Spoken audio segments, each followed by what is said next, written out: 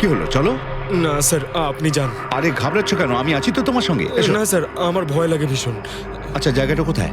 ওই যে স্যার, ওইখানে গাছটার নিচে। দাও, আমাকে দাও।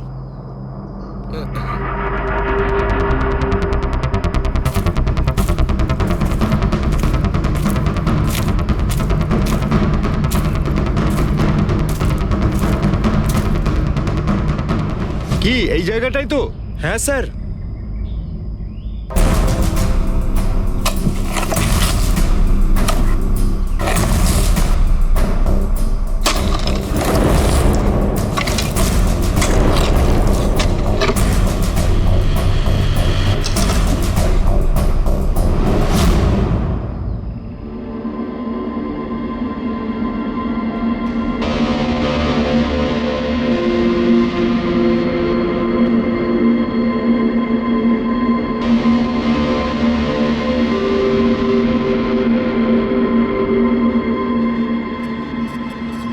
নিখোঁজ লোকেদের মধ্যে একজনকে অ্যাসিড ঢেলে পুরো পুড়িয়ে দেওয়া হয়েছিল।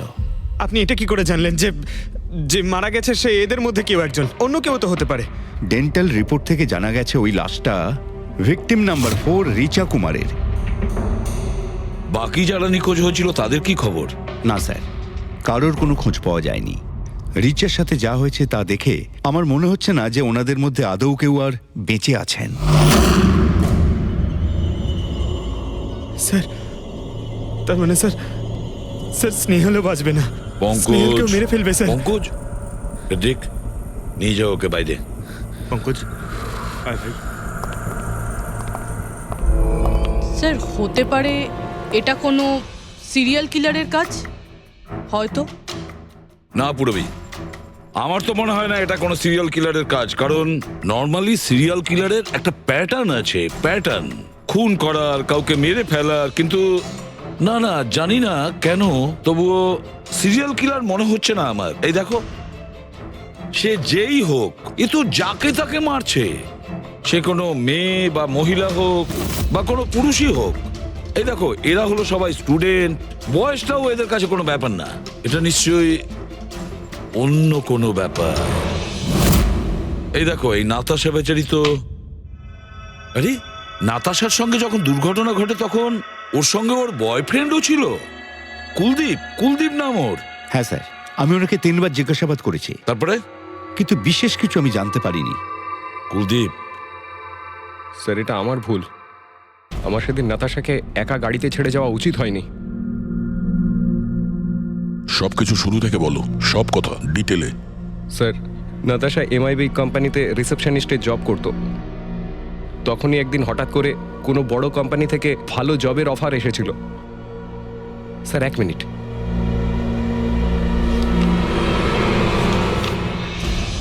স্যার, আগের চাকরিতে নাতাশার স্যালারি কত ছিল? স্যার 20,000 টাকা।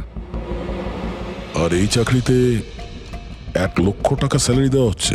তোমার খুব অদ্ভুত মনে হয়নি যে হঠাৎ কেউ এত বড় চাকরি কেন দেবে? স্যার অদ্ভুত তো লেগেছিল স্যার, কিন্তু আমরা তখন ভেবেছিলাম যে এটাই হয়তো ভাগ্যের খেলা। আর আমি আমার গাড়ি নিয়ে নাতাশাকে ইন্টারভিউতে পৌঁছে দিতে চলে গেলাম। এ কোন পথে চলেছি আমরা দুজনে একসাথে গাড়িতে। আরে থামো থামো কুলদীপ, আমি তোমাকে কতবার বলেছি বলো তো, তুমি গান গেও না। আসলে তুমি বড্ড বেসুরে গাও। ওরে বাবা, আমি গান গাইছি না, আমি এটা জিজ্ঞেস করছি যে আমরা এটা কোথায় এলাম। এই রাস্তা তো আগে কোনোদিন দেখিনি আমি। তুমি শুধু জিপিএস ফলো করো, নিজের বুদ্ধি খাটাতে যেও না। আরে বাবা, মনে হচ্ছে আমরা ভুল রাস্তায় ঢুকে পড়েছি। এক কাজ করি, আমি বরং ইউটার্ন নিই, আর যে রাস্তা চিনি সেই রাস্তা দিয়েই যাই। ওকে। আরে ও মাই গড, আবার কি হলো? মনে হচ্ছে পাংচার হয়ে গেছে।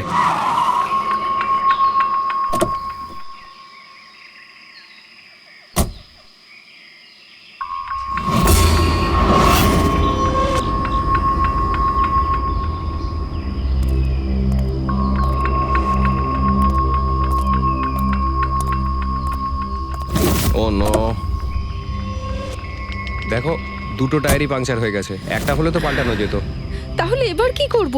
এখানে ট্যাক্সি, অটো কিছুই তো পাওয়া যাবে না। দাদা দাদা দাদা, 1 মিনিট 1 মিনিট। এখানে আশেপাশে কত মেকানিক পাওয়া যাবে? হ্যাঁ আছে তো, 2 কিলোমিটার সামনেই আছে। কি হয়েছে, পাঞ্চার হয়ে গেছে নাকি? হ্যাঁ দাদা, আমাকে একটু ছেড়ে দেবেন? ছেড়ে দিতে পারি, কিন্তু 50 টাকা আরে লাগবে। 100 টাকা নিয়ে নেবেন, চলুন। আরে কুলদীপ, তুমি আমাকে এখানে একা রেখে যাচ্ছ? আমি যাবো আর আসবো, ঠিক আছে? আমার তোমার সাথে আসাই উচিত হয়নি। লাভ ইউ সোনা। 10 মিনিট তুমি ভেতরে বসো, বাইরে বেরোবে না। আমি যাবো আর আসবো, চলো চলো। ও আমাকে বলেও ছিল যে আমি ওকে যেন একলা ছেড়ে না যাই। যদি আমি ওর কথাটা শুনতাম গো।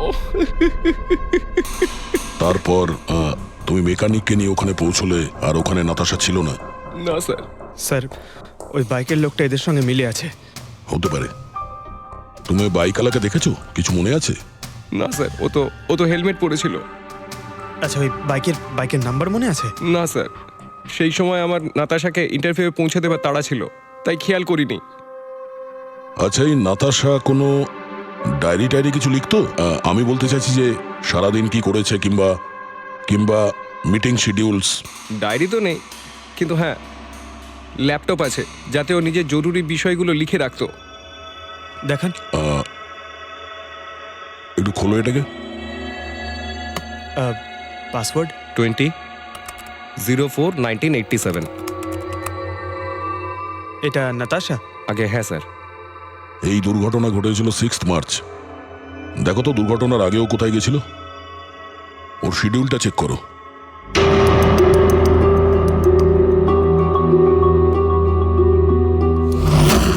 স্যার 3 মার্চ ও জেডি ল্যাব গিয়েছিল ব্লাড টেস্ট করাতে। হ্যাঁ তো? স্যার 1 সপ্তাহ আগে স্নেহালও ওখানে গিয়েছিল জেডি ল্যাবে। কি বোরিং ফিল্ম দেখালে তুমি আমাকে, জানো মাথা ধরে গেল। হ্যাঁ, ফিল্মটা একদম বোরিং ছিল না। আরে কি বোরিং ফিল্ম ছিল। আমার খুব খিদে পেয়েছে, চলো ওখানে গিয়ে কিছু খেয়ে নি। না, আমি খেতে পারবো না, তুমি খেয়ে নাও। আমাকে এখন 12 আওয়ার্স ফাস্টিং করতে হবে। আমার কাল ব্লাড টেস্ট আছে। Blood test? তোমার কি হয়েছে? Relax, is just a blood test, normal routine checkup. আরে বাবা, তুমি তো ভয় দেখিয়ে দিয়েছিলে আমায়। আচ্ছা, ব্লাড টেস্টে ভয় পেয়ে গেলে, আর যদি আমার কিছু হয়ে যায় তখন কি করবে?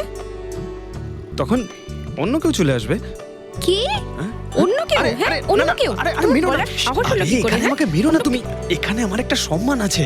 I love you, I love you, I love you. আরে তোমার কিছু হতেই দেব না। স্যার, হ্যাঁ। যা সন্দেহ করেছিলাম তাই হলো। সব ভিকটিমই গায়েব হয়ে যাওয়ার ঠিক আগে ব্লাড টেস্ট করিয়েছিল ওই জেডি ল্যাব থেকে। জেডি ল্যাব থেকে? ঠিক আছে, একটা সূত্র তো পাওয়া গেল। আর স্যার, যাদের যাদের বাছা হয়েছিল তাদের কাছে একটা বিশেষ ইমেল এসেছিল টেস্টের কয়েকদিন আগে। কিরকম ইমেল? স্যার, ওই ইমেলে এটা লেখা ছিল যে ওরা পুরো টেস্টটাই 500 টাকায় করতে পারবে। স্যার, এরকম ইমেল তো স্নেহালের কাছেও এসেছিল। 500 টাকায় তো আজকাল একটা টেস্ট করানোও সম্ভব নয়। বস একটু দেখি কি কি আছে। হ্যাঁ, দেখো একবার।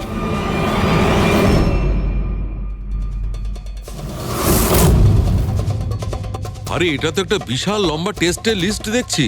এ তো 500 টাকায় হবেই না, কম করে 15-20 হাজার টাকা লাগবে। কি বলছো তুমি? হ্যাঁ, ব্যাপারটা বেশ গোলমেলে মনে হচ্ছে সালুখে। এটার তো একটাই কারণ হতে পারে সালুখে, যে টেস্ট করা আর লোকদের সিলেক্ট করা, সুস্থ লোকদের নির্বাচন করা, তারপর তাদের অপহরণ করে মেরে ফেলা। কিন্তু কেন কেন ওরা মারছে?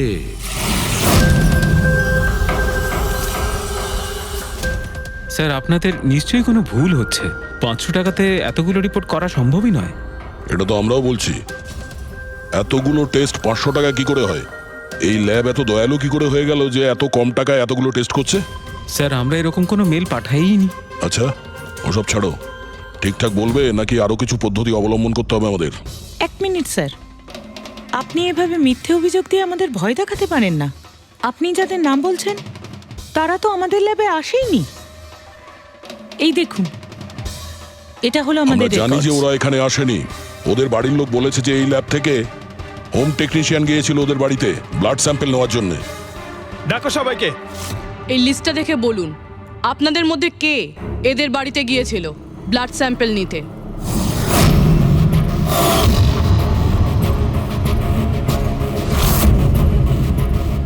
আমি যাইনি স্যার। আমি যাইনি স্যার। আমিও যাইনি স্যার। কেউ যায়নি? তাহলে ব্লাড স্যাম্পল নিজে থেকেই ওদের ঘর থেকে উড়ে এখানে চলে এলো? হ্যাঁ, এই ফিস ফিস করাটা বন্ধ করুন, জোরে বলুন, নাকি সিআইডি ব্যুরোতে গিয়ে কথা বলবো? স্যার অ্যাকচুয়ালি আপনারা ঠিকই বলেছেন, আমরা ভিকটিমদের বাড়ি যাইনি, বরং ওরা এখানে এসেছিলেন টেস্ট করাতে। কিন্তু সেই দিন নয় যেদিন আপনি বলছেন। এই দেখুন, কয়েক মাস আগে এসেছিলেন ব্লাড টেস্ট করাতে, ওইসব রিপোর্টস করাতে নয়। অর্ধেক সত্য তো তুমি বলে দিয়েছো, এবার পুরোটাই বলে দাও। কি করেছো তোমরা এদের সাথে? বলছি তো আমরা কিচ্ছু করিনি। নিশ্চয়ই কেউ আমাদের নাম নিয়ে নকল ইমেল পাঠিয়েছে। কিন্তু ওই নকল ইমেল পাঠানো লোকেরা কি করে জানলো যে তোমার ল্যাবে কোন কোন পেশেন্ট এসছে ব্লাড টেস্ট করানোর জন্য? তার মানে কেউ তো আছে এই ল্যাবে যে ওই অপরাধীদের এই ডিটেল দিচ্ছিল। কে? আচ্ছা একটা কথা বলুন, যতগুলো লোক নিখোঁজ হয়েছে তাদের সবার যে ব্লাড রিপোর্ট এসছে তার কোনো কমন ব্যাপার আছে? কোনো কমন একই রকম রোগ কিংবা ব্লাড গ্রুপ এক? না স্যার, কিছুই কমন ছিল না। সবার ব্লাড গ্রুপ একদম আলাদা আলাদা ছিল, কোনো অসুখও ছিল না। মানে সবার রিপোর্টই ঠিক ছিল? পুরবী, পঙ্কজ, এদের সবাইকে গাড়িতে বসাও, ব্যুরো নিয়ে চলো এদের। কিন্তু আমি তো কিছুই করিনি স্যার, আমি একদম সত্যি বলছি স্যার, আমি সম্পূর্ণ নিরপরাধ। স্যার আমিও তো কিছু করিনি।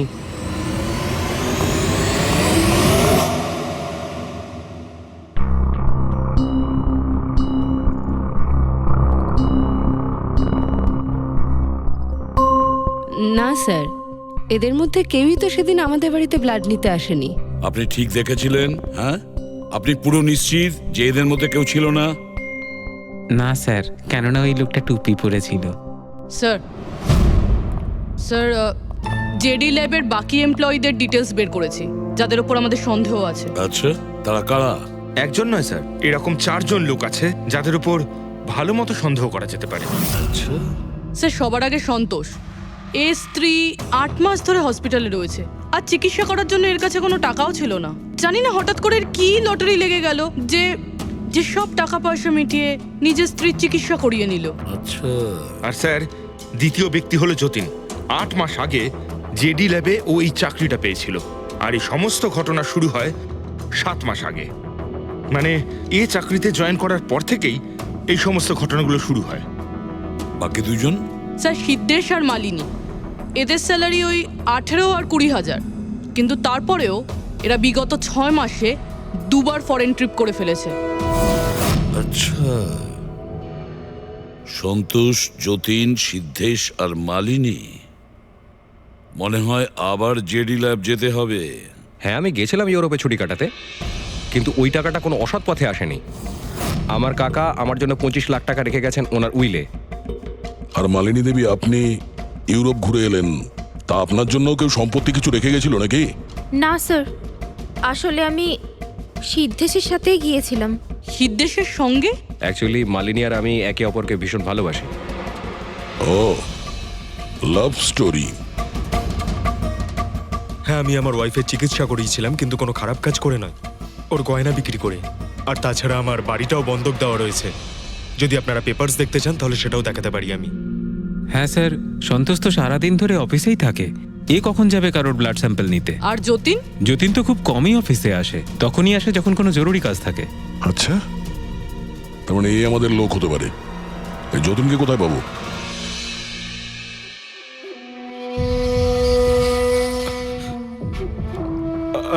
আমি কথা দিচ্ছি স্যার, কাউকে কিচ্ছু বলবো না, আমি কিচ্ছু বলবো না কাউকে।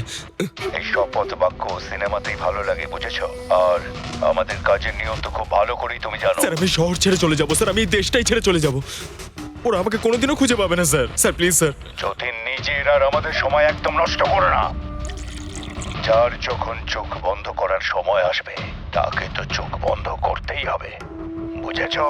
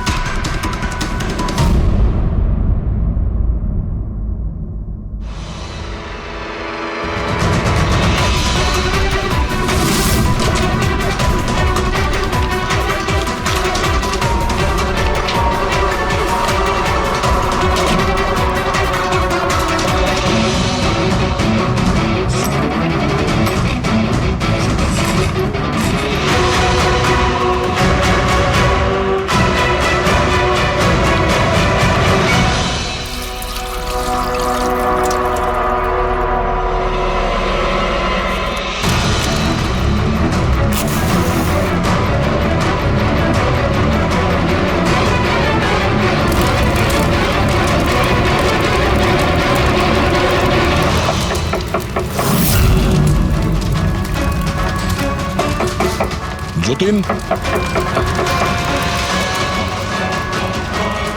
স্যার ধোঁয়া বেরোচ্ছে স্যার। স্যার স্যার ভেতরে কিছু পড়ছে স্যার। যতীন, যতীন, ও নো, যতীন, ও নো, যতীন, কি হয়েছে? তুমি ঠিক আছো? কে করেছে এরকম? কার জন্য কাজ করো তুমি, বলো? ওই চোখটা সব কিছু দেখতে পায়, সব ভাইকে দেখতে পায়।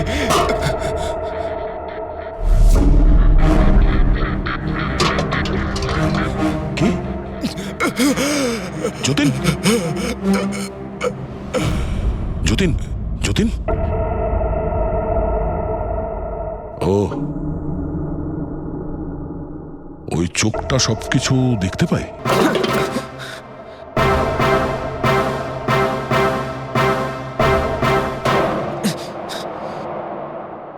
স্যার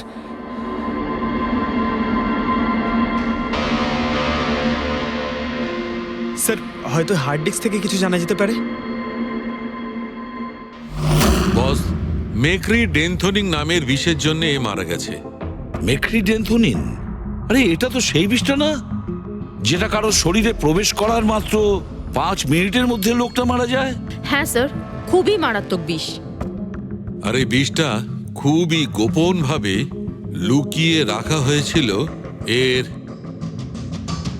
এই আংটিটার মধ্যে। বস, এইটাতে, এই আংটিতে লুকিয়ে রাখা হয়েছিল। এই দেখো,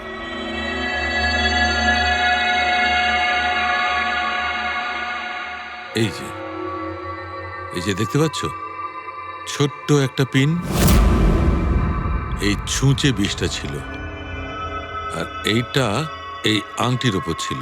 আর বস, এই আংটিটার ওপরটাকে যদি এভাবে ঘোরানো হয় তখন এই পিনটা বাইরে বেরিয়ে আসে এইভাবে। আর যখনই এই সূঁচটা ওর আঙুলে ফুটে যায় সঙ্গে সঙ্গেই বিষটাও সারা শরীরে ছড়িয়ে যায়। কিন্তু স্যার, যতীন নিজেকে শেষ করতে যাবে কেন? ঠিক, যতীনের ধরা পড়ার ভয় ছিল। একটা কথা তো স্পষ্ট যে যতীন নিজের বসকে, মানে যার হয়ে ও কাজ করত, তাকে খুব ভয় পেত। এত ভয় পেত যে যখন ও জানতে পারে আমরা ওকে ধরতে যাচ্ছি তখন ও সুইসাইড করলো, যাতে ওর সাহায্যে আমরা ওর বসের কাছে পৌঁছতে না পারি। বুঝলে, এই কেসটা শুধু কিডন্যাপিং আর সিরিয়াল কিলিং এর নয়, এটা অনেক বড় চক্রান্ত, খুব বিপজ্জনক বড় একটা চক্রান্ত। এর পেছনে একটা কোনো বড় গ্যাং ইনভলভ, খুব বড় গ্যাং। সেই গ্যাং যার সিম্বল হলো চোখ। স্যার, হ্যাঁ স্যার ল্যাপটপে কিছুই পেলাম না, সব ফাইল নিজেই ডিলিট হয়ে গিয়েছে অটো ডিলিটেশনের জন্য। আর হার্ড ডিস্ক? স্যার হার্ড ডিস্কও ড্যামেজ হয়ে গেছিল, কিন্তু একটা লিস্ট আমরা রিকভার করেছি। হ্যাঁ স্যার।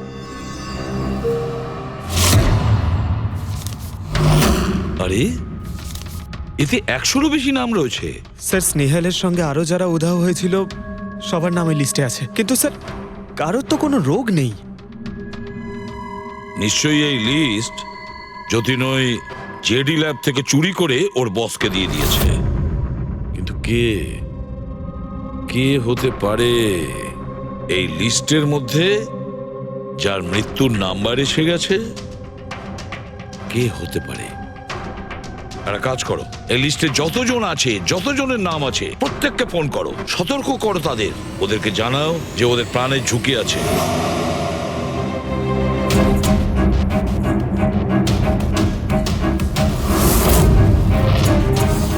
কি?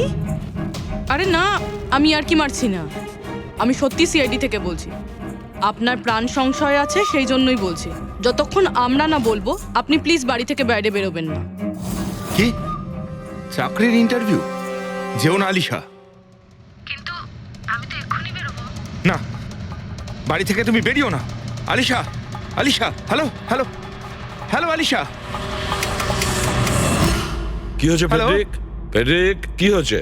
স্যার, আলিশা নামের একটি মেয়ের চাকরির জন্য একটা ইন্টারভিউ কল এসেছিল, এখন ওর ফোনটা বন্ধ পাচ্ছি স্যার।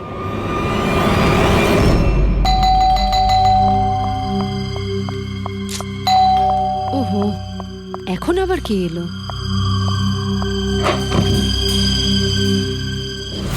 আলিশা? হ্যাঁ, আপনারা? সিআইডি।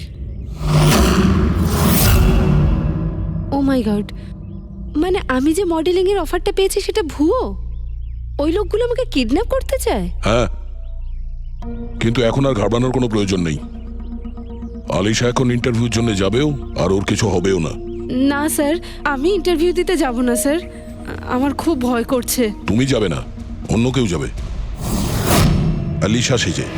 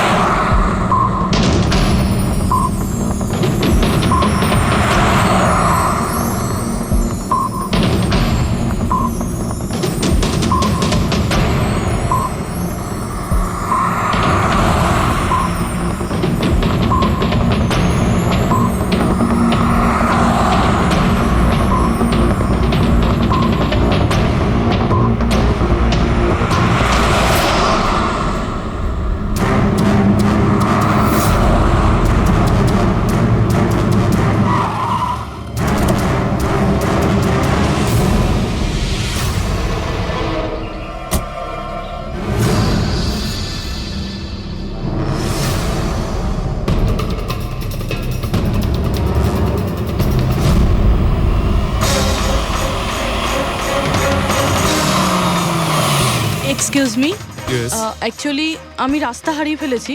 ওই জিপিএস এ কিছু প্রবলেম হয়েছে, তো একটু হেল্প করতে পারবেন? আপনি কোথায় যেতে চান ম্যাডাম? আমার এই সামনেই, আমি এখনই বলছি।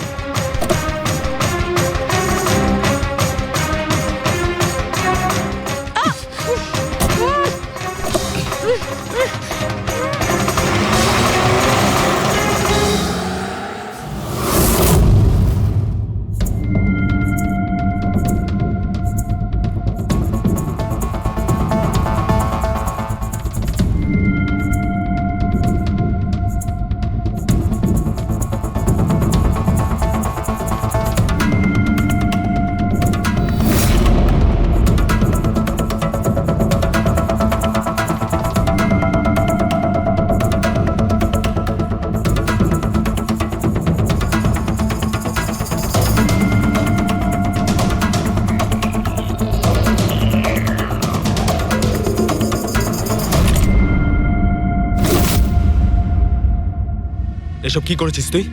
আলিশার বদলে অন্য একজনকে তুলে নিয়ে এসেছিস। আরে ভাই, এতে আমি কি করব? গাড়িটাও আলিশার ছিল আর মোবাইলটাও আলিশারই ছিল। তাহলে আলিশার ব্লাড গ্রুপটা কোথায়? তোকে তো এবার বসই দেখবে।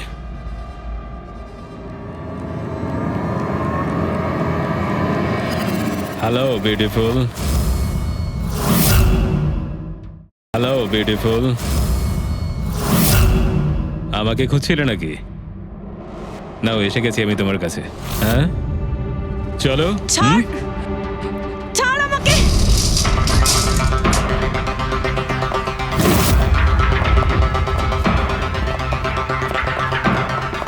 পালানোর চেষ্টা, বিউটি উইথ ব্রেনস।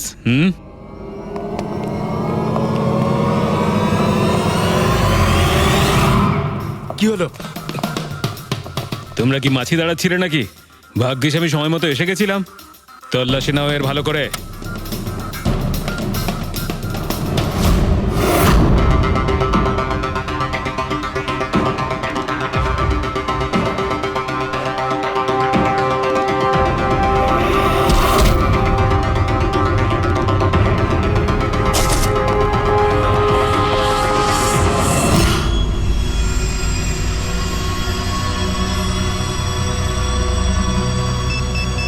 বস, জুতোতে কি আছে? নিজেই দেখে নাও।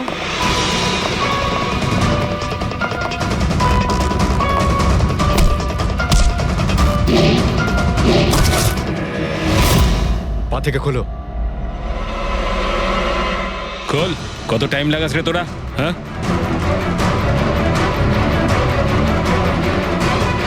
এই কি হয়েছে ভাই? Tracking device.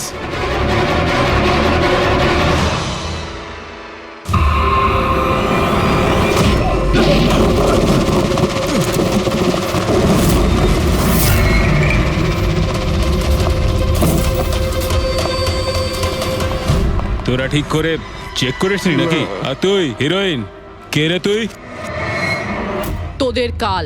আচ্ছা, সিআইডি। ও পালাও।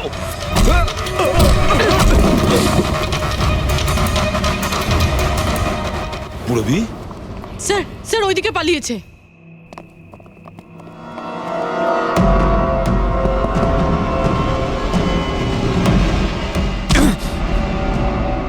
স্নেহাল,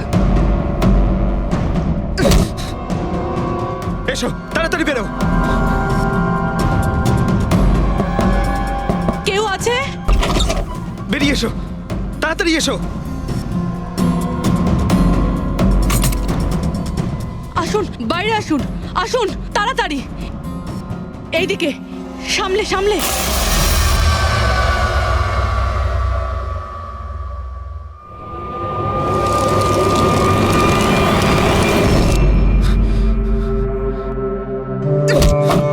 স্নেহাল, পঙ্কজ, তুমি ঠিক আছো তো? ভেবেছিলাম আমি আর এখান থেকে কোনোদিন বেরোতে পারবো না। তুমি যেখানেই থাকতে আমি তোমায় ঠিক খুঁজে বার করতাম। তুমি আমাকে এত ভালোবাসো? আরে তোমাকে খুঁজতে গিয়ে আমার 10 কিলো ওজন কমে গেছে, পাগল। চলো চলো, তাড়াতাড়ি চলো।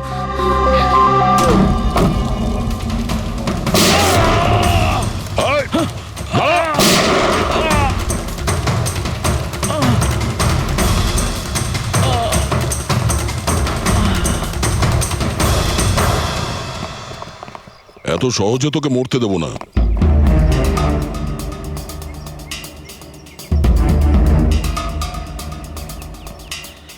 বল, এখানে কি হচ্ছিল? কার কথা এসব কাজ করছিলি তুই? আমরা যাদের জন্য কাজ করি না, তোমরা ওদের ব্যাপারে কিচ্ছু জানতে পারবে না। ওদের চোখ তোমাদের দেখতে পাবে, কিন্তু তোমরা ওদের কখনো দেখতে পাবে না। আমরা দেখতে পাবো না? আহা!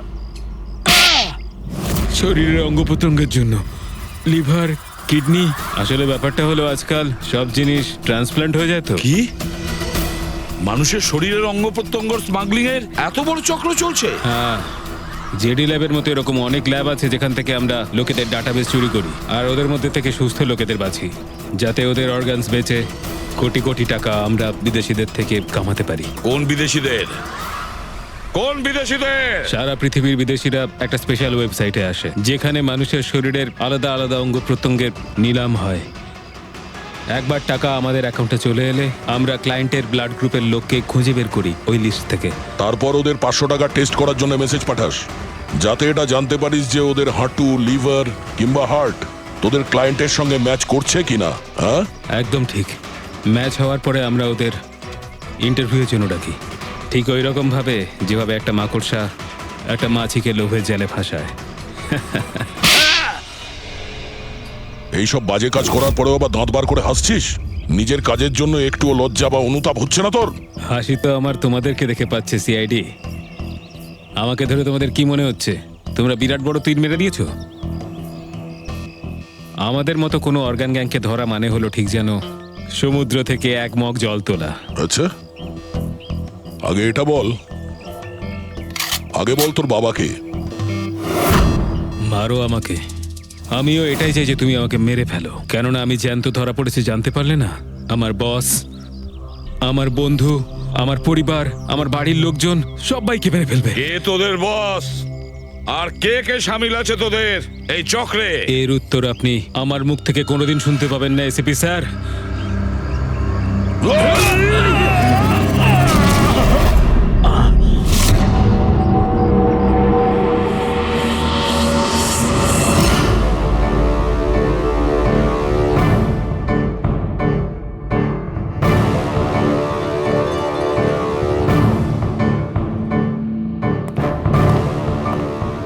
বস, একটা খারাপ খবর আছে। আমাদের অর্গান গ্যাংয়ের চোখ সিআইডির লোকেরা বন্ধ করে দিয়েছে। কিন্তু রণবীরকে দিয়ে সিআইডি কিছু বলাতে পারার আগেই ও আত্মহত্যা করে নিয়েছে। সিআইডির লোক আমার 1000 চোখের মধ্যে একটা চোখ বন্ধ করলে কি আর হবে? একটা চোখ যদি ওরা বন্ধ করে তার বদলে আমরা 100টা চোখ খুলব। এবার তো জমবে আমাদের খেলা।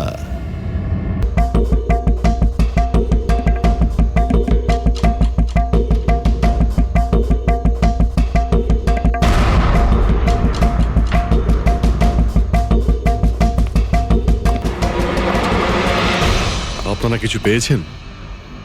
না স্যার, এমনিতেই তো জানা যায় যে কিভাবে আগুন লেগেছে। কিন্তু এখানে তো বোঝাই যাচ্ছে না যে আগুন লাগার কারণটা কি। আচ্ছা,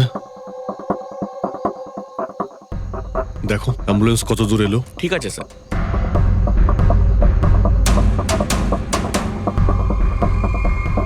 খুব বাজেভাবে ঝলসে গেছে। অদ্ভুত ব্যাপার, জানতেই পারা যাচ্ছে না যে আগুনটা কি করে লাগলো।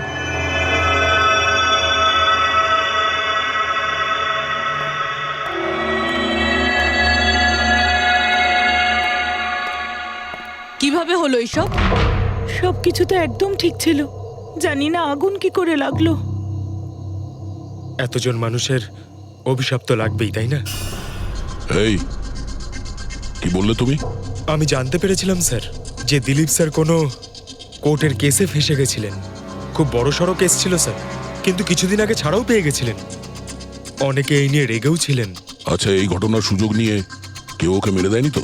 না, কোর্টে উনি নির্দোষ প্রমাণিত হয়েছিলেন, উনি কিচ্ছু করেননি। কি কেস ছিল? 9 বছর আগে জামাইবাবু থিয়েটারে আগুন লেগে গিয়েছিল, যার জন্য বেশ কয়েকজন মারাও গিয়েছিল, আর সমস্ত দোষ জামাইবাবুর ঘাড়ে চাপলো। এমনি এমনি কি করে আগুন লাগতে পারে? এটা নিশ্চয়ই কারোর প্ল্যানিং। কাউকে সন্দেহ হচ্ছে আপনাদের? এটা কে করতে পারে? যে কেউ করতে পারে, অনিতাও করতে পারে। কোন অনিতা? টনির ওয়াইফ, ও এখানে এসেও ছিল।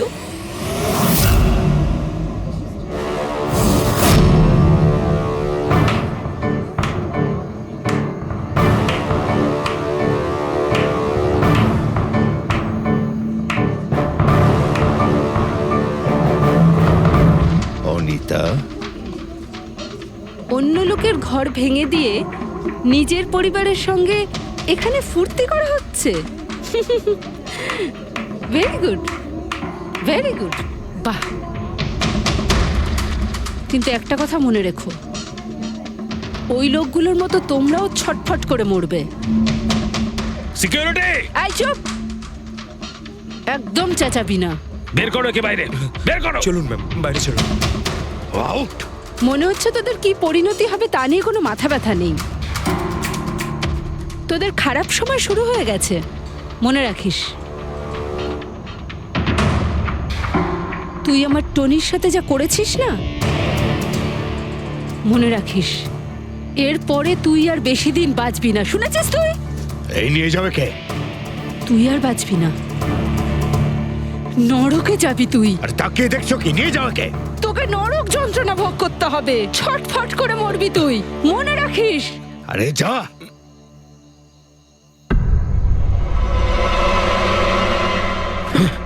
Let's enjoy Rohan. আরে ভুলে যাও।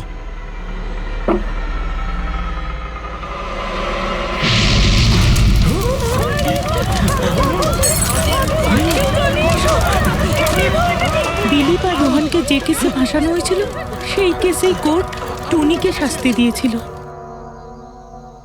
আচ্ছা, কে কে জানতো যে আপনারা এখানে এই রেস্টুরেন্টে আসবেন? জানি না স্যার। আচ্ছা, দিলীপ বাবু আসার আগে এই চেয়ারের আশেপাশে কাউকে দেখেছিলেন? কোনো অচেনা কাউকে? না স্যার, কাউকেই দেখিনি স্যার।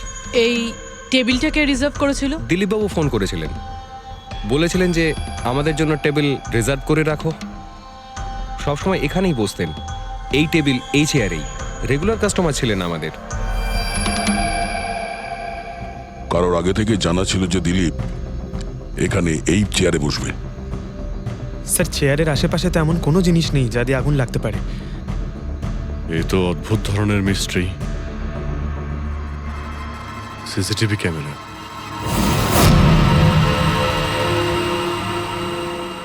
এর ফুটেজ থেকে জানতে পারা যাবে কি হয়েছিল এখানে। ও মাই গড, এসব কিভাবে হলো? কে করতে পারে এসব? ওই করেছে যে দিলীপকে খুন করেছে প্রমাণ লোপাটের জন্য। আর যে কেউ কিভাবে এই মনিটর রুমে চলে এলো? তোমার সিকিউরিটি কোথায়? স্যার, এই রুমে সিকিউরিটির কোনো প্রয়োজনই হয় না।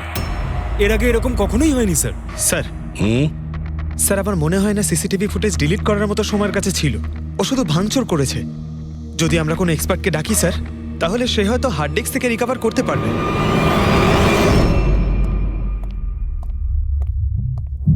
স্যার হ্যাঁ স্যার 9 বছর আগে দিলীপ আর রোহনের একটা থিয়েটার ছিল যেটায় আগুন লেগে গিয়েছিল। এক্সিট এন্ট্রির দরজা বন্ধ থাকার কারণে 12 জন লোক আগুনে পুড়ে মারা যায়। ভিকটিমদের ফ্যামিলি যখন কেস করে তখন ইনভেস্টিগেশনে জানা যায় যে সেই সময় একজন গার্ড ছিল। হ্যাঁ টনি। হ্যাঁ স্যার। স্যার কোর্টে এটা প্রমাণ হয়ে গিয়েছিল যে টনি অনেক মদ খেয়েছিল আর মদের নেশা সে এতটাই চুর ছিল যে ইমার্জেন্সি এক্সিটের দরজাও খুলতে পারেনি।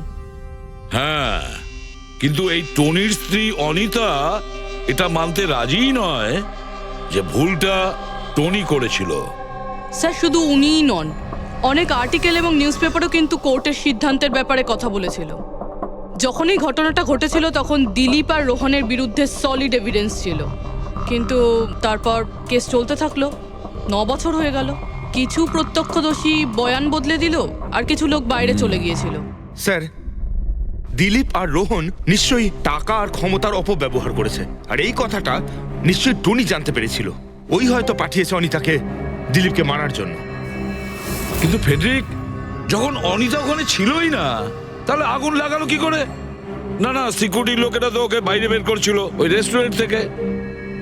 এমন কি জিনিস ছিল যার জন্য হঠাৎ করে আগুন লাগলো? স্যার হয়তো ডক্টর সালুংখে আমাদের কোনো হেল্প করতে পারে। না হলে অনিতা।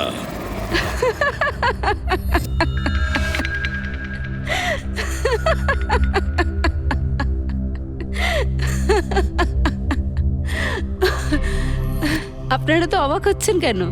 আমার হাসি দেখে নাকি দিলীপের মৃত্যুর জন্য? দিলীপের মারা যাওয়াতে এত আনন্দ কিসের?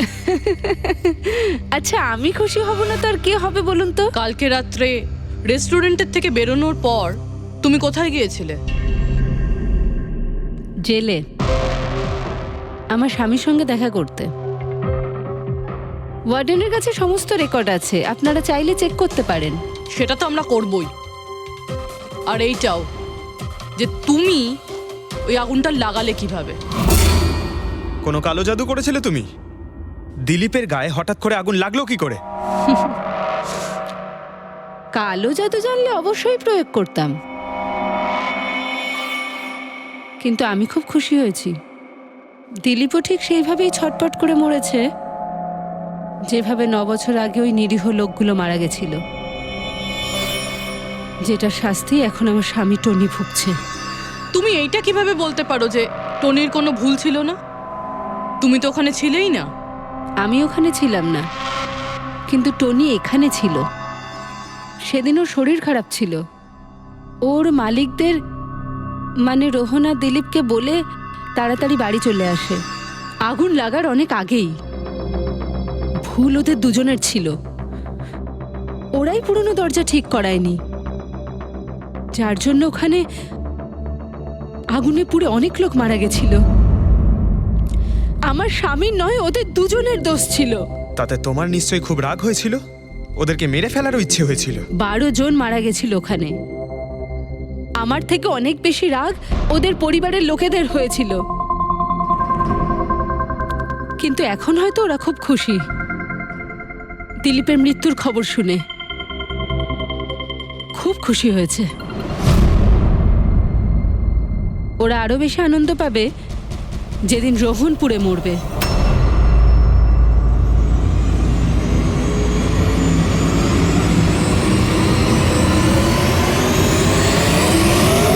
স্যার 42 জন আছে, ওই 12 জন ভিকটিমের কাছের আত্মীয় আর ফ্যামিলির লোকেরা মিলে। সাসপেক্ট বেশি আর সময় কম। স্যার এই 42 জন লোকের মধ্যে সবার আগে সেই সমস্ত লোকেদের নাম সরিয়ে দিতে হবে যারা কালকে দিলীপের মৃত্যুর সময় শহরে ছিল না। স্যার 9 বছর হয়ে গেছে এই ব্যাপারটার।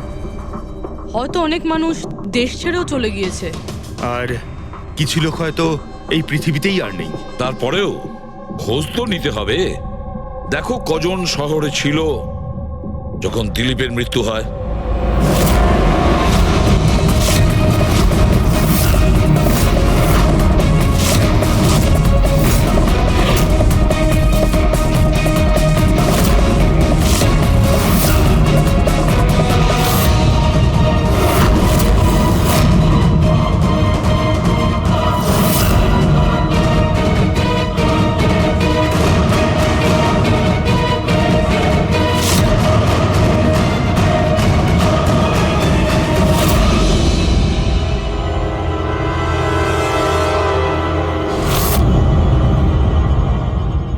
পঙ্কজ, কজন এখানে আছে?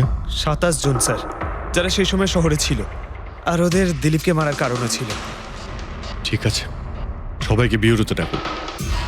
দেখা যাক ওরা নির্দোষ হওয়ার কি গল্প শোনায় আমাদের।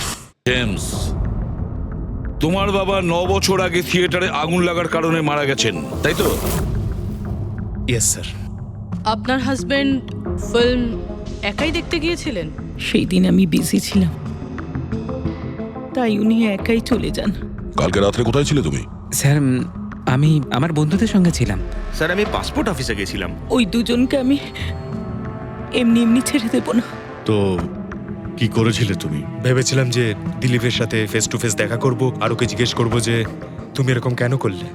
স্যার তারপরে আমি আমার বন্ধুদের সাথে বাড়িতে যাই। আমি আমার ওয়াইফের সাথে মলে ছিলাম। স্যার আমার বন্ধুদের জিজ্ঞাসা করতে পারেন। স্যার যদি ওর সাথে আমার দেখা হতো তাহলে ও রেস্টুরেন্টে বেঁচে ফিরতো না। দিলীপ ওর কর্মের শাস্তি পেয়ে গেছে। আমি রেস্টুরেন্ট থেকে জানতে পারলাম যখন যে দিলীপের সাথে কি হয়েছে, তখন মনে শান্তি পেলাম স্যার। আর বাকি থাকলো রোহন, ও তার কর্মের শাস্তি নিশ্চয়ই পাবে। এবার এই 27টা নামের মধ্যে তাদের নামগুলো রেখে দাও যারা ঘুরিয়ে ফিরিয়ে উত্তর দিচ্ছিল, আর যারা নিজেদের উত্তর অনেক আগে থেকেই তৈরি করে রেখেছিল।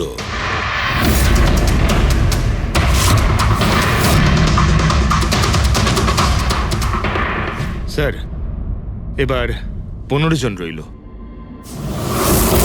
এবার এই 15 জনকে ওই দিনের ব্যাপারে জিজ্ঞাসা করতে হবে যখন 9 বছর আগে থিয়েটারে আগুন লেগেছিল।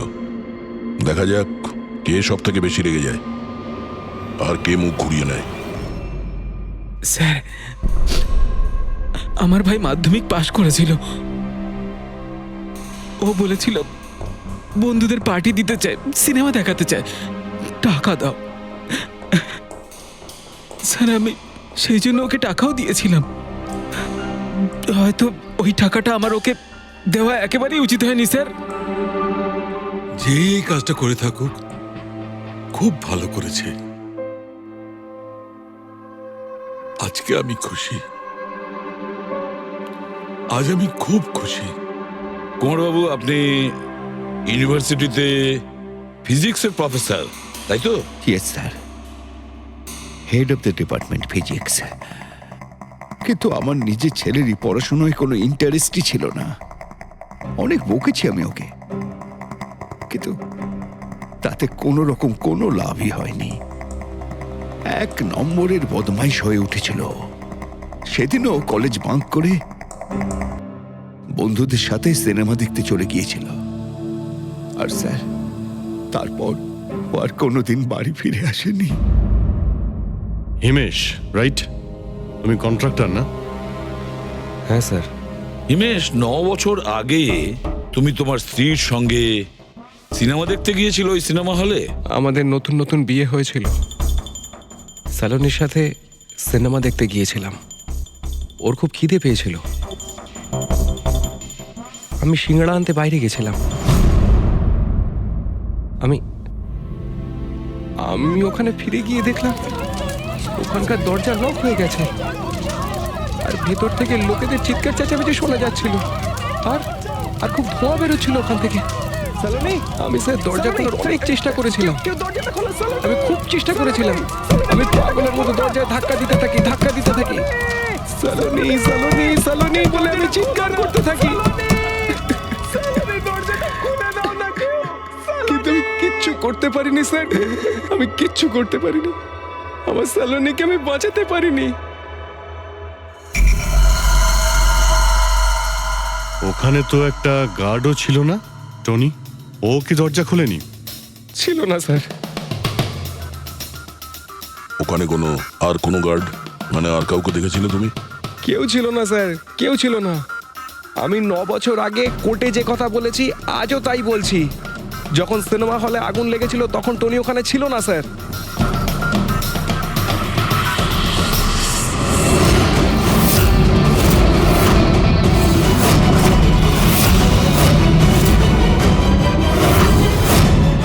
স্যার, এই হলো আমাদের 15 জন সাসপেক্ট যারা দিলীপকে খুন করতে পারে।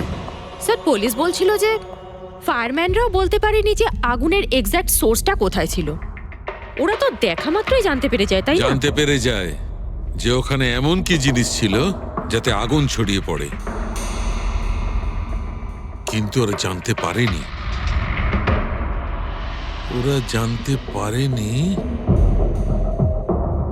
ওরা এই জন্য জানতে পারেনি কারণ ওই জিনিসটার না ছিল কোনো গন্ধ, না ছিল রং।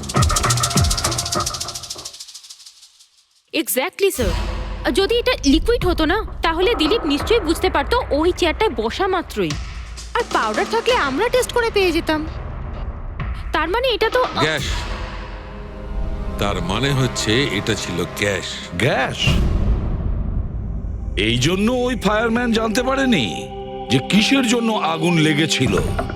ইনফ্লেমেবল গ্যাস বস, যার শুধু একটা স্পার্কের দরকার হয় জ্বলে উঠবার জন্য। কিন্তু একটা কথা বুঝতে পারছি না, দিলীপ যে চেয়ারে বসেছিল সে চেয়ারে গ্যাস আসলো কোথা থেকে? চেয়ার থেকেই। কি? চেয়ার থেকে? সেটা এইভাবে বস, যে চেয়ারে দিলীপ বসেছিল তার নিচের অংশে কেউ ওই ইনফ্লেমেবল গ্যাসকে স্প্রে করেছিল। মারা যাওয়ার সময় দিলীপের সংস্পর্শে দুটো জিনিস ছিল। একটা তো এই চেয়ার যেটাতে ও বসেছিল, আর একটা ওয়াইনের গ্লাস যেটা ও হাতে ধরেছিল। আমরা এই দুটো জিনিসই চেক করেছি। তো এই চেয়ারটার থেকে আমরা ইনফ্লেমেবল গ্যাসের কিছু ট্রেসেস পেয়েছি। বস, আমাদের আশেপাশের পরিবেশে সর্বদা জ্বলনশীল পদার্থ ঘুরে বেড়ায়, যেটা কখনো কখনো স্পন্টেনিয়াসলি জ্বলে যায়। যেমন হচ্ছে মাস গ্যাস, একটা ন্যাচারাল বায়োগ্যাস, আর জ্বলনশীল গ্যাস এর মেইন কম্পোনেন্ট। তার মানে ইনফ্লেমেবল গ্যাস যে কোনো সময় হাওয়াতে এমনি এমনি জ্বলে উঠতে পারে? না ফ্রেডি, নিজে নিজে নয়। যখন পরিবেশটা খুব বেশি উত্তপ্ত হয়ে ওঠে আর সেটা পরিবেশের অক্সিজেনের সঙ্গে মিশে যায়, তখন একটা সুপার হাই টেম্পারেচার উৎপন্ন হয়, যার কারণে এই আগুন লেগে যায়। কিন্তু ডক্টর সালুখে, ওখানে তো এরকম কোনো হাই টেম্পারেচারের মতো কিছু ছিলই না। এক্স্যাক্টলি, এমন কোনো ডাইরেক্ট সোর্স ছিলই না যাতে তাপ উৎপন্ন হতে পারে। বস, এই জন্যে আমার মনে হচ্ছে খুনি কোনো এক্সট্রা ডিভাইস ব্যবহার করেছিল এই এত বেশি টেম্পারেচার উৎপন্ন করার জন্যে। আর এই চেয়ারটা তো রেডিই ছিল, এর তো শুধু একটা স্পার্কের দরকার ছিল। কিন্তু স্যার, এভাবে কেউ হিট কিভাবে উৎপন্ন করবে? হ্যাঁ, করা যেতে পারে তো। যেমন উদাহরণস্বরূপ ম্যাগনিফাইং গ্লাস। ম্যাগনিফাইং গ্লাস দিয়ে সূর্যের রশ্মিকে বিশেষভাবে ফোকাস করে আমরা ছেলেবেলায় কাগজ পড়াতাম।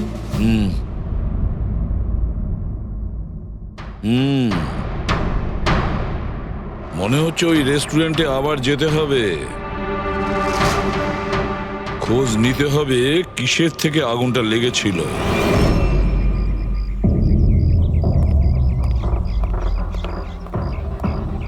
সব জায়গায় দেখে ফেলেছি স্যার, কিন্তু এমন কিচ্ছু খুঁজে পেলাম না যা দিয়ে আগুন লাগতে পারে। আর এটা ওপেন এয়ার রেস্টুরেন্ট। যখন খুনি দিলীপের চেয়ারের নিচে ওই ইনফ্লেমেবল গ্যাস স্প্রে করেছিল, কেউ তো দেখেছিল। সেটাই তো, চেয়ারে হঠাৎই আগুন লেগে যায় আর দিলীপ পুড়ে মারা যায়। কেউ কিছু দেখেনি, আর না আমরা কোনো প্রমাণ পাচ্ছি। স্যার, ওই data expert CCTV footage recover করে ফেলেছে, আপনারা দেখতে পারেন স্যার। গুড। দয়া, তুমি গিয়ে দেখো, ততক্ষণ আমি এখানে দেখছি কিছু পাওয়া যায় কিনা। স্যার, দিলীপ আর ওর ফ্যামিলি আসার 15 মিনিট আগের ফুটেজ এটা।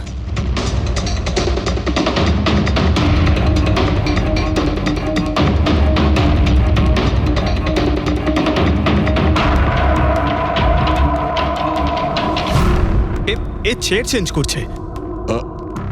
এর কোনো দ্বিতীয় অ্যাঙ্গেল আছে কি এই সময়েরই? চেক করো। 1 মিনিট স্যার।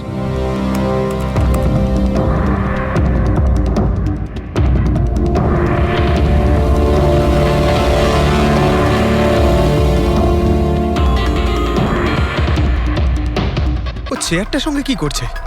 গ্যাস স্প্রে করছে নাকি? হ্যাঁ, ও নিজের চেয়ারে গ্যাস স্প্রে করলো, আর ও নিজের চেয়ারের সঙ্গে ওই চেয়ারটা বদলে দিল যেটাই দিলীপ বসতো।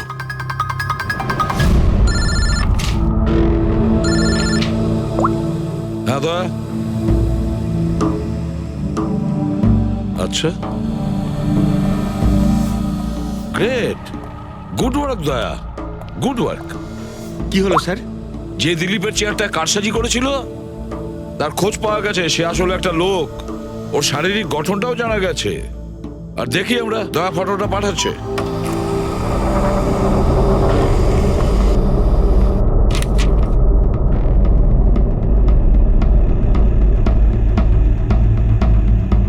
খুনি এই বাকি লোকগুলোর মধ্যেই কেউ একজন, এদেরই মধ্যে কেউ। আর এবার এর পরের শিকার রোহান।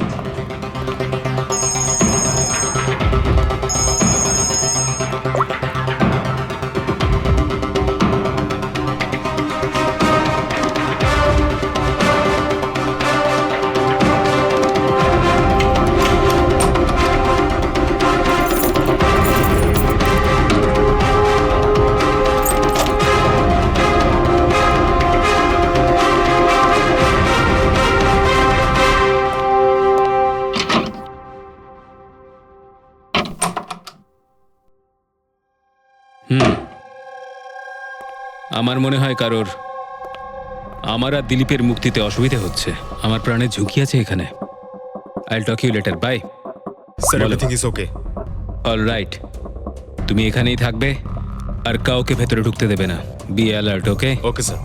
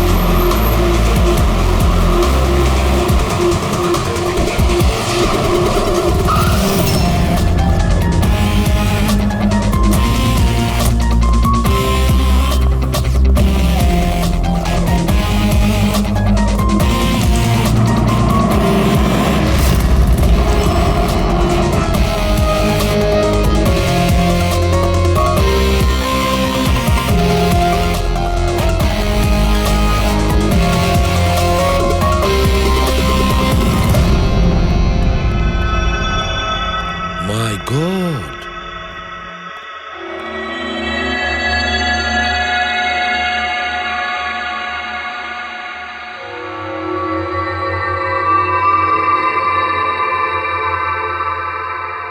কি হয়েছিল এখানে আর কিভাবে?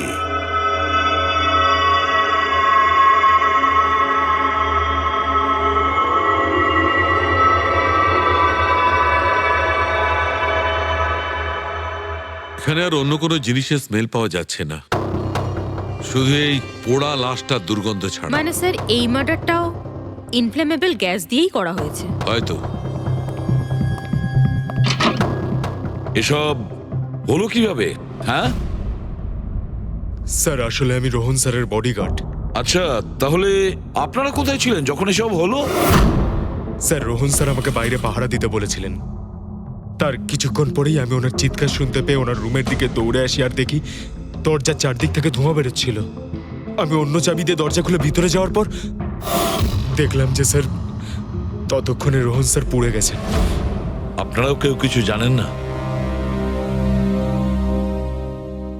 অদ্ভুত ব্যাপার, রুমের মধ্যে কোনো সূত্র পাচ্ছি না, শর্ট সার্কিট হয়নি, পর্দাটা ভেতর থেকে বন্ধ, এই উইন্ডোজটা পার্মানেন্টলি ক্লোজড, কেউ বাইরে থেকে ভেতরেও আসতে পারবে না, আর বাইরে থেকে ভেতরে কোনো ভিউও নেই, কেউ দেখতেও পাবে না। তাহলে লোকটা মরলো কিভাবে?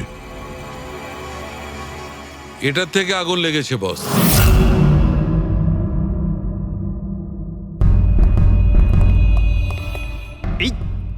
এই জিনিসটা দিয়ে? এটা কি স্যার? এটা হচ্ছে ফিলামেন্ট। ফিলামেন্ট? ইলেকট্রিক বাল্বের ভেতরের ফিলামেন্ট। যখন এই ফিলামেন্টের ভেতর দিয়ে ইলেকট্রিক পাস করানো হয় তখন এটা গরম হয়ে লাল হয়ে যায়। বস, খুনিও এই টেকনিকটাই ব্যবহার করেছে ওই জ্বলনশীল গ্যাসটাকে জ্বালানোর জন্য। কিন্তু ওই রেস্টুরেন্টে যেখানে দিলীপ মারা গিয়েছিল ওখানে তো আমরা এরকম কোনো ফিলামেন্টের মতন কিছু পাইনি। বস, এত ছোট্ট একটা জিনিস, ওটা খোলা জায়গা, হয়তো কোথাও উড়ে চলে গেছে, কিন্তু এখানে তো পুরো ঘরটাই বন্ধ, তাই জন্যে খাটের তলায় এটা আমি পেয়ে গেছি। কিন্তু স্যার, ফিলামেন্ট দিয়ে ইলেকট্রিক পাস করানোর জন্য ওয়্যারসের কোনো না কোনো কানেকশন তো থাকা উচিত বেড পর্যন্ত। আছে, এখানেই নিশ্চয়ই কোথাও আছে। পুরো বেড চেক করেছি আমরা, রুমটাও চেক করেছি, এরকম কিছুই তো পাইনি আমরা। দয়া, ওই দরজাটা কিসের? Manager, yes sir. ওই দরজার ওপারে কি আছে? স্যার আর একটা রুম আছে, এই রুমের সাথে ওটা কানেক্টেড। এমনিতে এই দরজাটা সিল থাকে, এটাকে কেউ খোলে না স্যার। খুলুন এই দরজাটা। Yes sir. আসুন স্যার।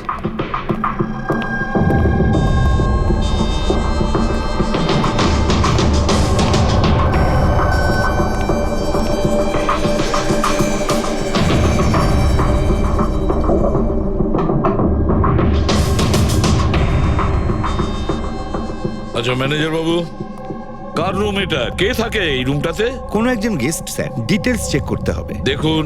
Okay sir.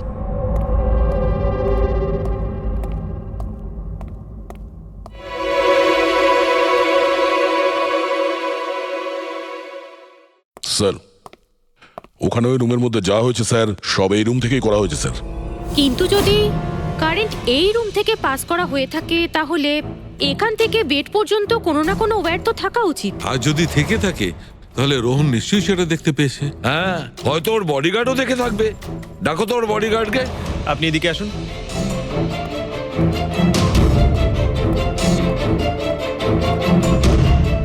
একটা কথা বলো, যখন তুমি রোহনের ঘরে এসেছিল তখন কোনো তার দেখেছিলে এখানে এই দরজা থেকে ওই রুম পর্যন্ত? কোনো কিছু?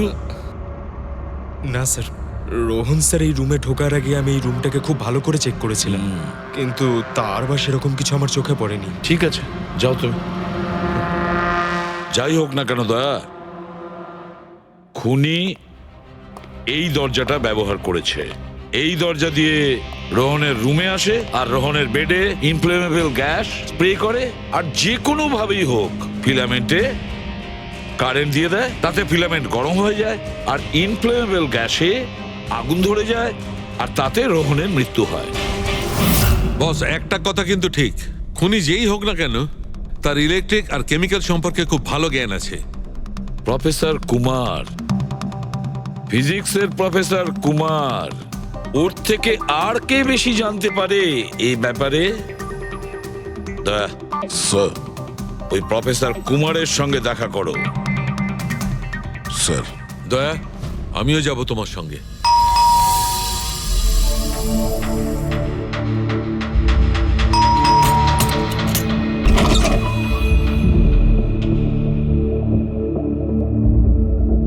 প্রফেসর কুমার আছেন বাড়িতে? হ্যাঁ আছেন, কিন্তু আপনারা? সিআইডি। সিআইডি? সব ঠিক আছে তো স্যার? হ্যাঁ, ওনাকে কিছু জিজ্ঞাসা করার আছে। কোথায় উনি? বাইরে বাচ্চাদের পড়াচ্ছেন, আমি ডেকে আনছি। ঠিক আছে ঠিক আছে, আমরা দেখছি।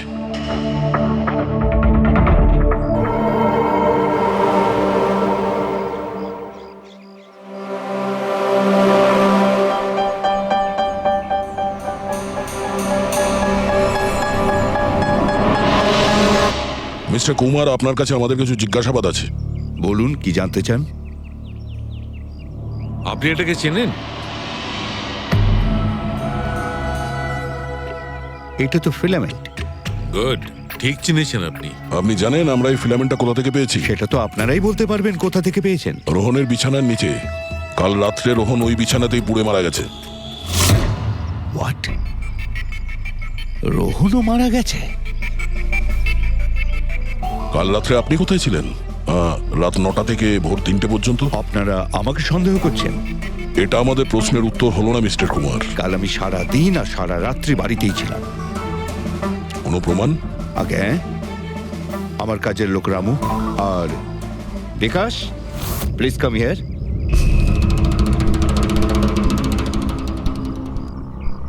Yes sir. এনাদের বলো যে কাল কোথায় ছিলাম। স্যার আমাদের সবার এক্সট্রা ক্লাস নিচ্ছিলেন এই বাড়িতেই। কটা থেকে কটা পর্যন্ত? স্যার সন্ধ্যা 6টা থেকে ভোর 5:30 পর্যন্ত। সামনেই আমাদের এক্সাম, তাই আমরাই স্যারকে রিকোয়েস্ট করেছিলাম এক্সট্রা ক্লাস করানোর জন্য। ঠিক আছে স্যার, তুমি যাও বাবা। স্যার, আমার আরো 5 জন স্টুডেন্টস আছে যারা কাল সকাল 9টা থেকে 5:30 পর্যন্ত আমার কাছে ছিল। বলেন তো ওদেরও ডাকি? ঠিক আছে, এবার আমি যেতে পারি স্টুডেন্টদের পড়াতে? Please please. Thank you.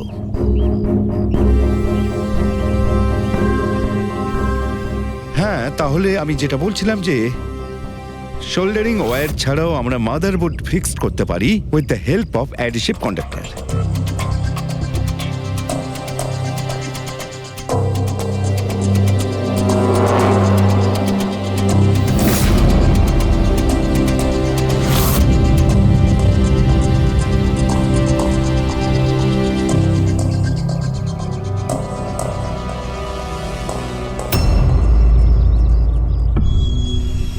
My god, my god! আরে ভাই, কি ব্যাপারটা? কি? আরে ভাই, এই ভুলটা আমি কি করে করলাম? কি গড, বুড়ো হয়ে গেছি আমি বুড়ো হয়ে গেছি। দয়া একটা কাজ করবে, 1 ঘন্টা পরে ফরেন্সিক ল্যাবে দেখা করো। একটা জিনিস দেখাবো। 1 ঘন্টা পরে। আরে ওই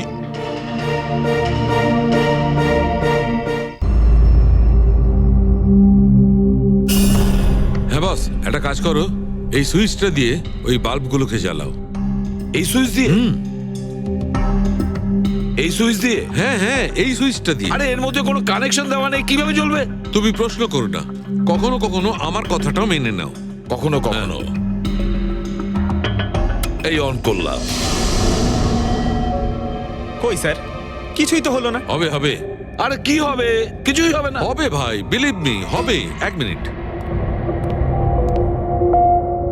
আরে ওর শরীর ঠিক আছে তো?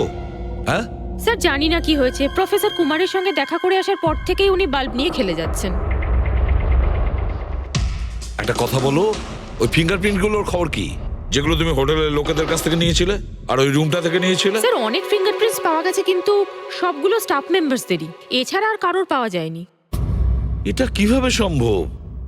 এই যে দাদা, একটু এই দিকেও দেখুন। হ্যাঁ হ্যাঁ, দেখছি। হ্যাঁ,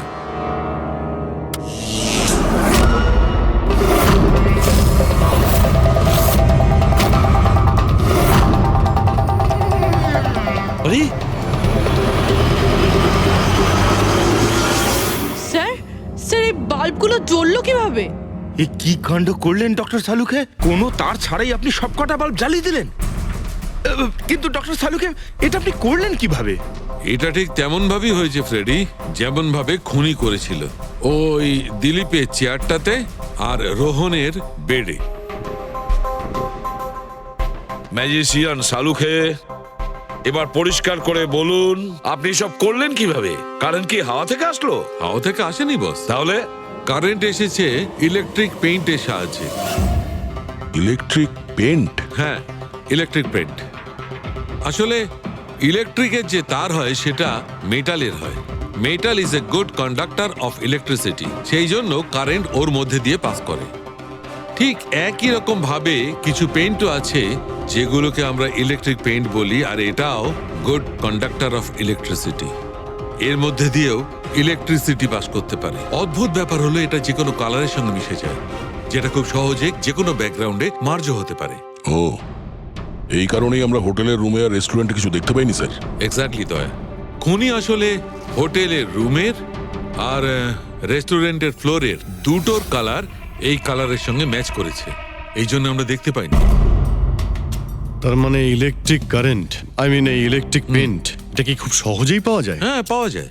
আসলে এটা ইলেকট্রিক সোল্ডারিং আর রিপেয়ারিং এর কাজে লাগে। আর এটা সবচেয়ে বড় বিশেষত্ব হলো যে এটা সাধারণত খালি চোখে এটা দেখা যায় না, শুধুমাত্র ইনফ্রারেড লাইটেই এটা দেখা যায়। আমি দেখাচ্ছি।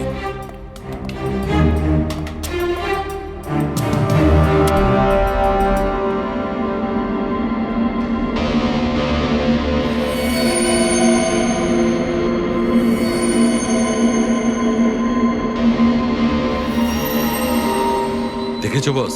হ্যাঁ, খনিও ঠিক এইভাবেই ইলেকট্রিক পেইন্টের ব্যবহার করেছে আর এই সার্কিট তৈরি করেছে।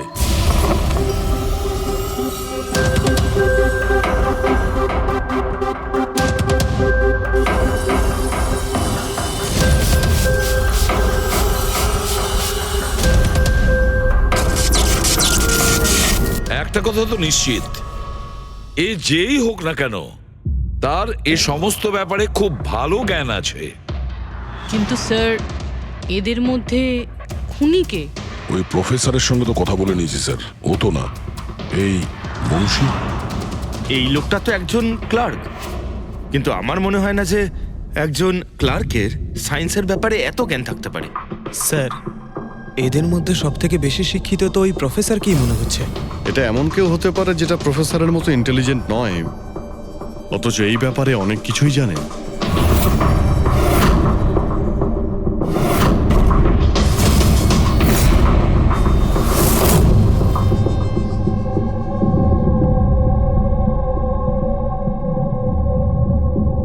সেই লোকটা অভিজিৎ, এই লোকটাই সে।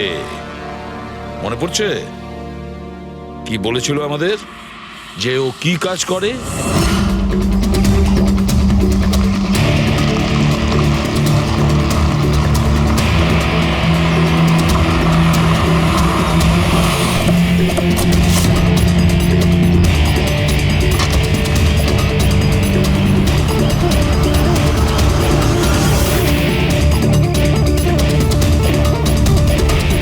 যাওয়া যাক শ্বশুর বাড়ি।